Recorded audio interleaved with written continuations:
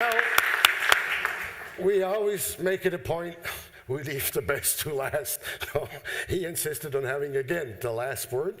It's our friend, the business development officer of the Russian manufacturer Tunneltech, speaking to you now in that capacity because we mentioned before he has many facets.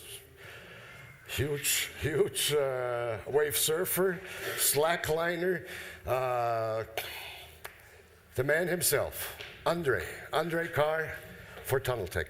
The floor is yours. Hello, everybody. Well, I think I'm getting annoying here on this stage for most of you.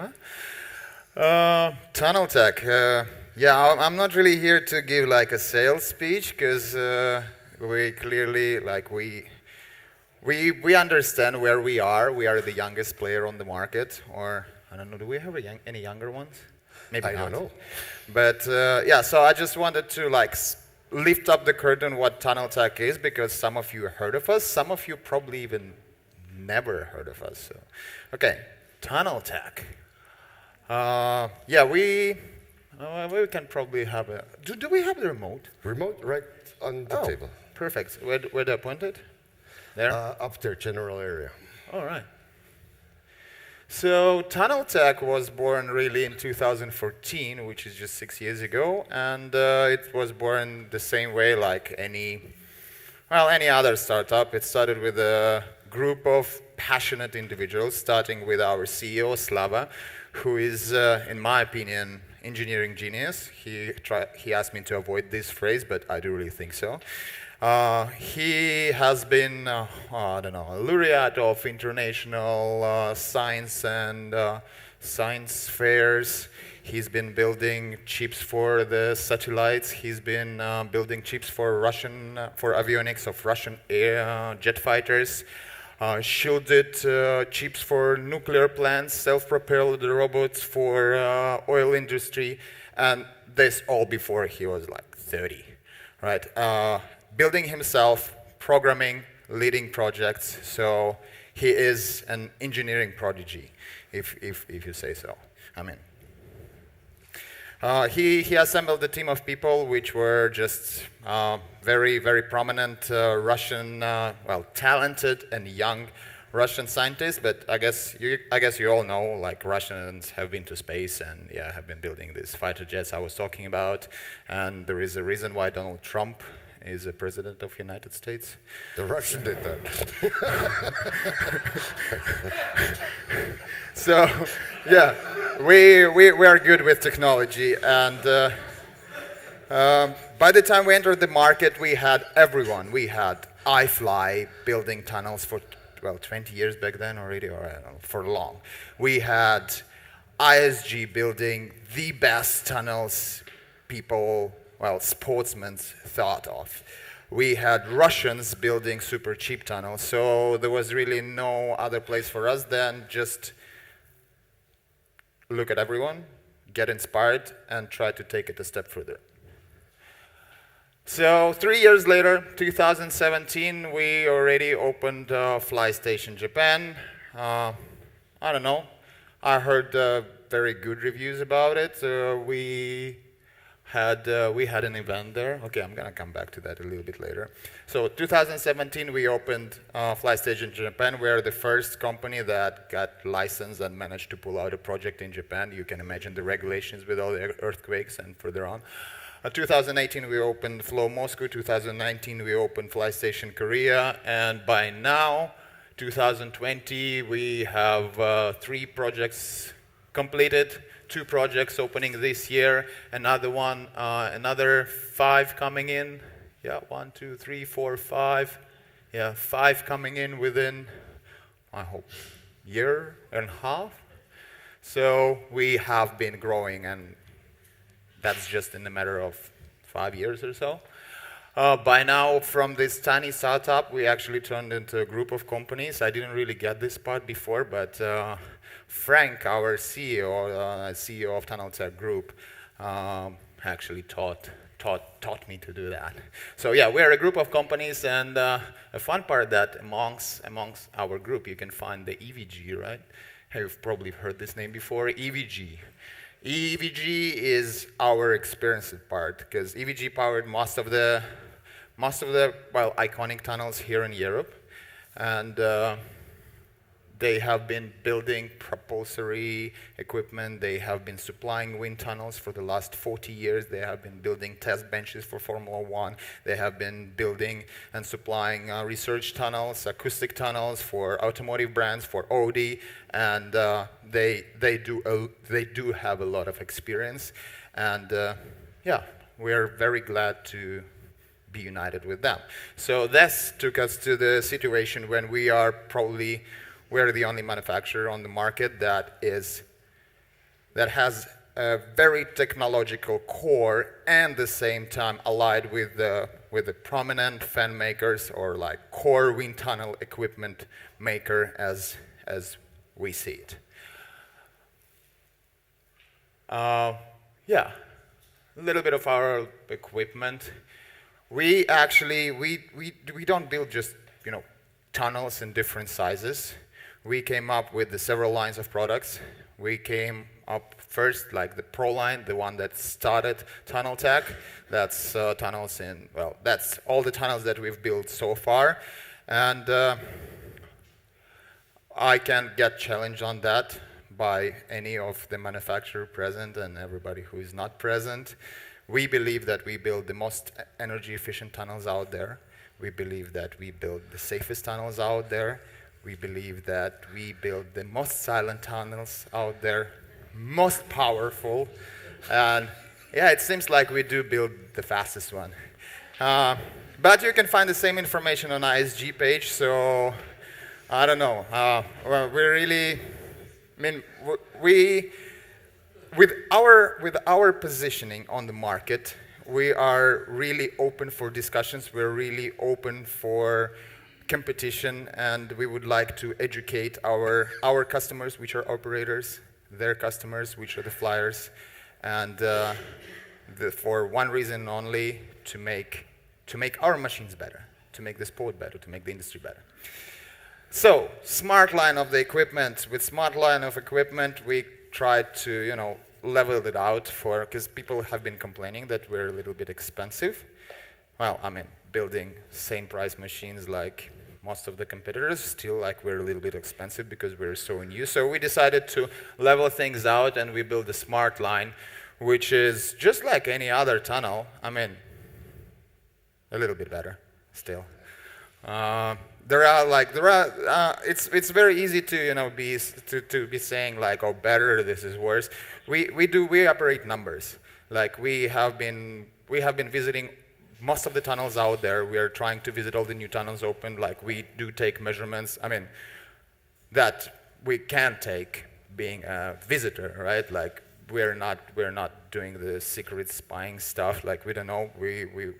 I would happily get numbers from you. You said that you build more efficient tunnels than us. Like I will happily exchange the numbers just to understand if there is a room for us to get it, to make it even better. So yeah, 2 lines of the equipment, and then yeah, we do have one more line of the equipment. We still didn't really understand how to call it, an X line. Here we go a little bit crazy. This is variable glide ratio tunnel, like clearly for wingsuit flying and tracking, because I used to fly wingsuits a lot and track, and Slava used to do the same, and we do it together sometimes, and we really wanted to build one of these things just for fun. Adjustable glide ratio, probably you can go indoor skydiving and then turn into flocking, and then maybe fly some wingsuits 5 minutes later. Anyway, like we are capable of building any of this, so if you guys are interested, please feel free, let's discuss it. We can do something fun. And yeah, I'm a surfer, right? So I came to Tunnel Tech, and the first thing I started doing is building this thing. Everything designed, everything tested, CFD. I would like ActiveFlow guys to do some extensive CFD for me, but yeah, this is another line of our development. And what really makes us do all this thing is that fact that we are flyers. I started skydiving 18 years ago. I met Slava. I don't know, 15, 16 years ago, I was going from the antenna, and he was going towards the antenna. So, like, among our management, every single one is a flyer. We get all our staff to fly, we get their families to fly, and this is the general agenda that we're pushing and following, that we want all of us to develop. So this picture, for example, have been taken on last Friday during the IPC meeting. So this is Slava in the center, me to the left, and then some our partners, some tunnels, some other tunnels, some prominent flyers. So we do have fun, like sportsmen do. So besides, like, that's second reason to what we're doing, and like why we got all those numbers, and why we're pushing it, and why we think that we build the most energy efficient and blah blah blah, everything that I said, because we rethink every single thing of the tunnel. Like, if really tunnels are not a rocket science, like everything has been already invented. Tunnels, wind tunnels, not necessarily vertical, but wind tunnels have been around for hundreds of years.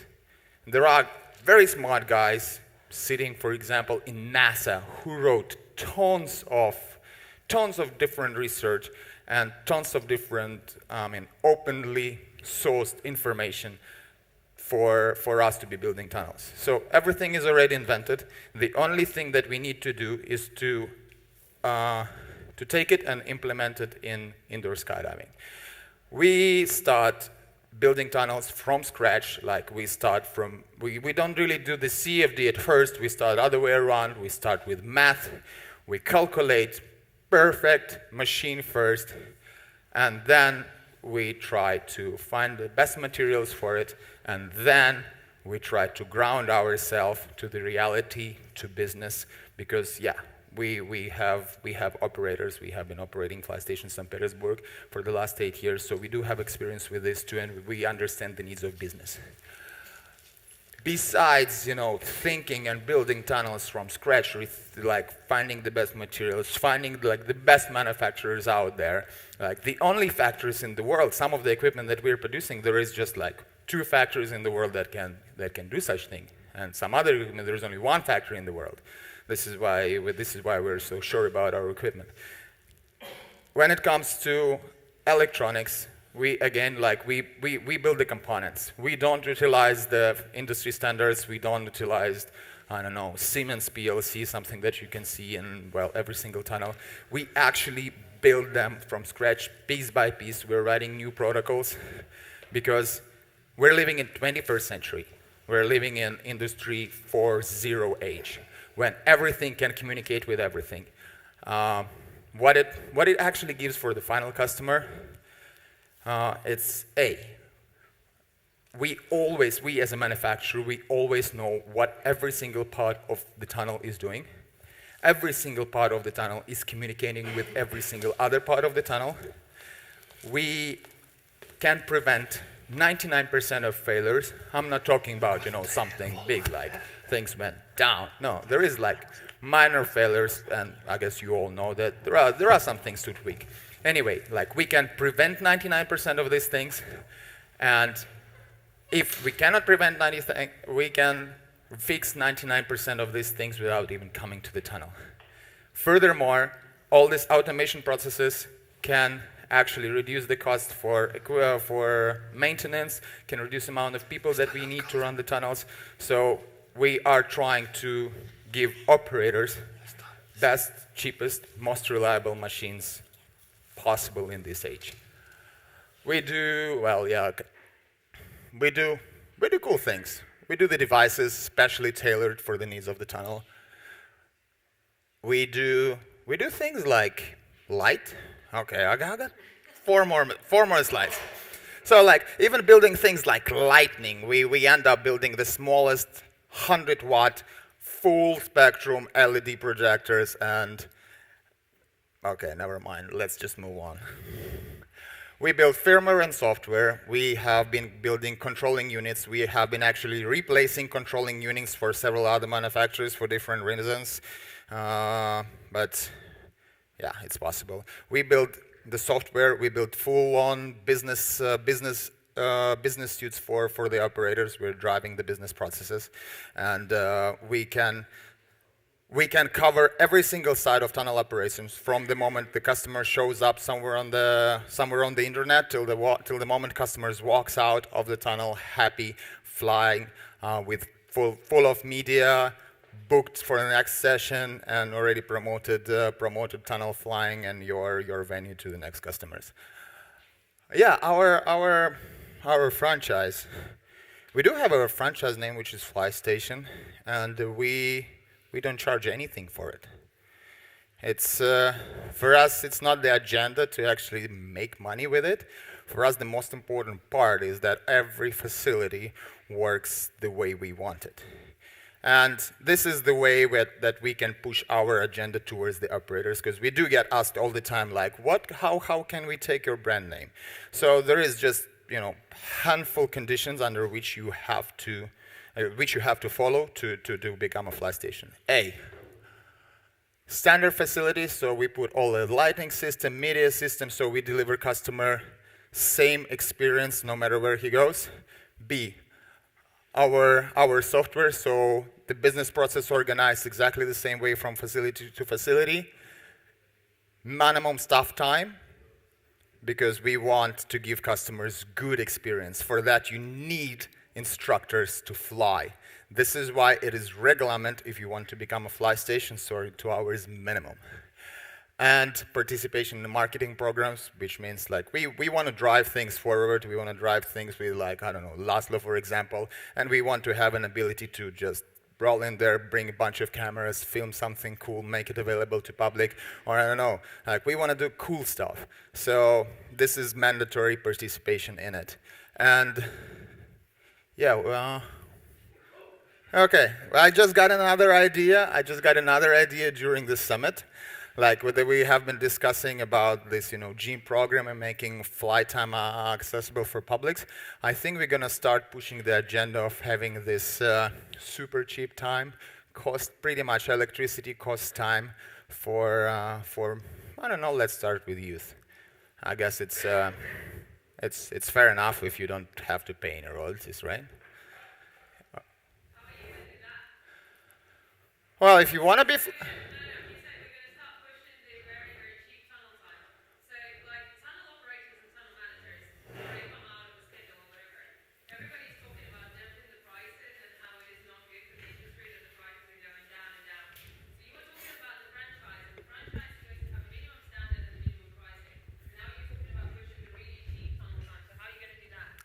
So it was something I was bringing up several times during this summit. This agenda that I started, like, first I realized that we need to do it 5 years ago working in a hurricane factory, and everybody looked at me like crazy. But again, the biggest problem of the industry, the way I see it right now, is the gap between one-timers and sportsmen, that there is nothing. There is, therefore, zero popularity, zero media attention, zero interest from whatever, big brands, no money. This is why when the Bona guys are coming and saying that, but the industry is declining, right? The revenues But the industry is declining. Yeah, so to give it a little boost, we need to bring more people in it. Actually, people who can connect to the industry, to the sportsmen. And we need to create an army of intermediate flyers, beginner flyers. And this, in return, will bring 7 billion of people that every single one of them dreamed about flying at least once in his life. And on this note,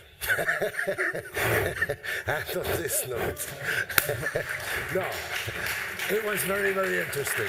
And I don't want to curtail any type of dialogue. I don't want this to happen, but we are right now in a race against time. We're going to take right now a 10-minute break. That's what it will take us to kind of restore a little bit of normality after all this. And then we're going to go into the session 10. Session 10 is basically the wrap-up. And session 10 will basically try to come up with a vision statement that we can all pretty much adopt here. At the same time, we're going to have our host come back, and the mayor, he's right there. he will address us after we have adopted our vision statement. And then, and this is very unfortunate, then at this point, Jay will have to leave because his aircraft is... Okay, right now I suggest we take a 10-minute, but not more than 10 minutes, not 1 minute more. 10 minutes out. No, we need to.